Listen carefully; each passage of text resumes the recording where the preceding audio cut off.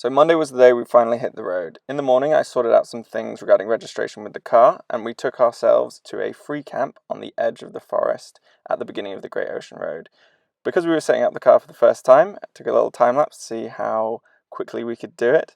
It'll be interesting to see how quickly this improves over the course of the journey. So there it is, all complete. Our house on wheels for the next 10 months. So it is a 2003 Nissan Patrol.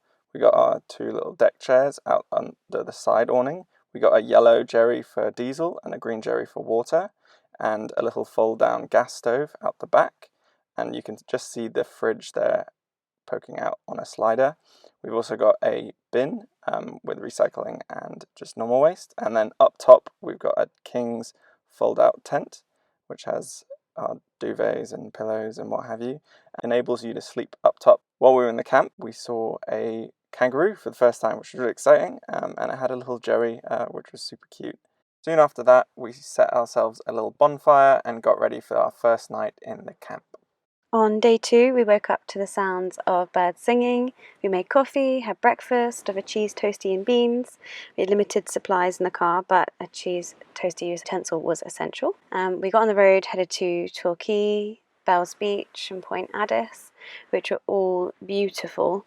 But I don't know if you can see from the videos, but it's super windy. We're on our way to the camp. We saw a chocolaterie which had ice creams, so of course this was meant to be a 2-scoop, and then we carried on the road and we saw an echidna, so we safely pulled over to admire it. It looks super cute though. So we returned to the free camp where we'd spent the previous night for the usual routine, where we saw our first kookaburra before heading to bed. Wednesday was quite rainy, but we managed to have breakfast at Anglesey Surf Lifesaving Club in the sun, watching some surfing lessons. We got to the Split Point Lighthouse and it tipped it down, so we sought refuge in the Salt Brewing Company pub, which actually burnt down twice before, but it was revived by locals and it was actually quite a cute little spot. We saw another cockatoo for some more Oscar bird interactions. We drove by the Great Ocean Road Memorial Arch on our way to the Cumberland River Holiday Park, which was our first paid camp, and we were surrounded by cockatoos. And we've been taking photos and films every time we see them. There was one with a really cool beak. This day was super windy and rained on and off loads, so we had a very windy night, but we propped up a film on the dash and had a lovely evening. So on Thursday we woke up bright and early to go and try and find a platypus on a short walk through the forest. It was a lovely walk along the river with a rather daring river crossing, but unfortunately there were no platypi around and our walk was cut a little short by a very stubborn kangaroo standing in the way. After that we got back on the Great Ocean Road in search of a koala. We stopped off at a koala spot and we managed to see our first koala, which was very exciting. Again, it was very cute. Speaking in the cafe, we were advised to drive up into the Otway rainforest to see more koalas, so we duly did that. We didn't see too many more koalas, and they were very far away up in the trees, but we did see a couple more. Continuing down the coast, we stopped in Apollo Bay at the Info Centre, and who would have thought, these things full of information. They gave us some great advice, as well as advised us to go check out the local Fisherman's Co-op, where we had a fish and chip platter that was delicious. After that, we popped back into the rainforest to stop off at a redwood forest, which seemed to have been planted by the timber workers. And it was a lovely short walk, and we again managed to do a river crossing on top of a tree, which was very daring indeed. After that, we stopped at a waterfall. There'll be a lot of these over the coming days at Hopeton Falls, which is very pretty. And then we found a free camp at Beauchamp Falls campsite, which had a great lookout over the rainforest. On to Friday, where we had some beautiful views while we were making breakfast.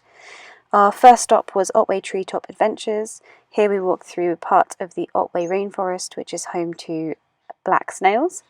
We walked through the rainforest and through the children's walkway with fairy villages, which was really cute. We watched people ziplining and then got to the skywalk. This is an inclined suspended walkway with grated floors, so you can see through to the rainforest floor. At midpoint, you reach a tower which takes you even higher, so you can experience the height of the rainforest canopy, which is the highest point of the rainforest. This was an incredible experience, which we would 100% recommend to anyone. However, not to those afraid of heights, especially as there was a cantilever viewing platform, which could be quite wobbly at times, before getting back into the car to head to Triplet Falls. This was a nice walk to, as the name suggests, a 3-tiered waterfall. We loved this site because they had slightly elevated metal grating floor, so you don't disrupt the rainforest floor underfoot. Once at the waterfalls, we sat for a scenic lunch in the sun. After this, we made our way to Cape Otway for our stay at Bimby Park, which is close to lots of walking trails. We walked to the Cape Otway Lighthouse, which unfortunately was closed, but provided a pretty walk and beautiful scenery.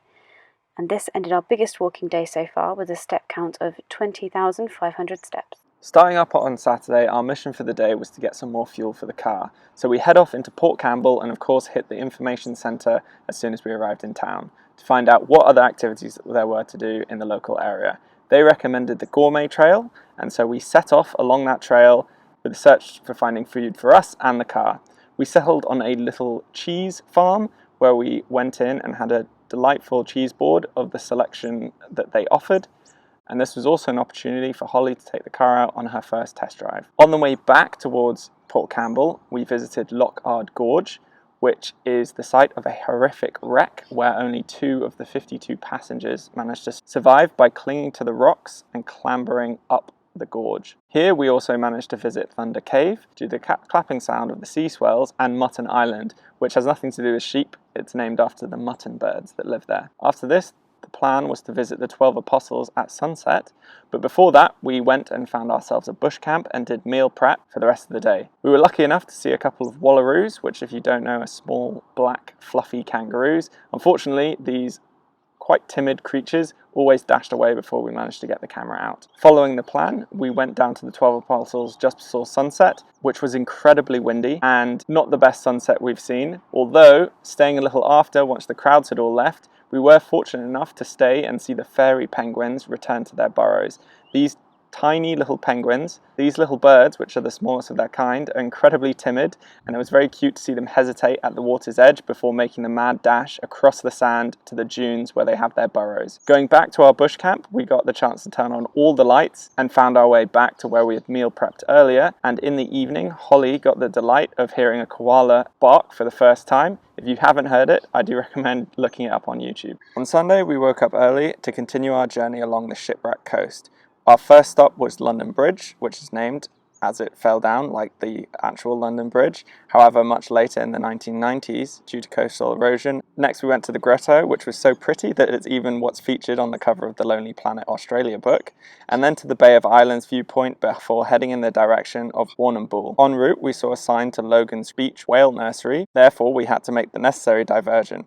Unfortunately we didn't see any whales, as it turned out we had missed the season by about a month, as it ended in September. However, we did see a beautiful Labrador that Holly was a fan of. We got back on the road to Warrnambool and hit up their local info centre as per tradition at this point, and then headed into town to do chores, laundry, meal plans, weekly shop, and get all the final bits. We found a local free camp in Panmure campground and set up there for the evening as we concluded our first week living in the car and our 3rd week in Australia.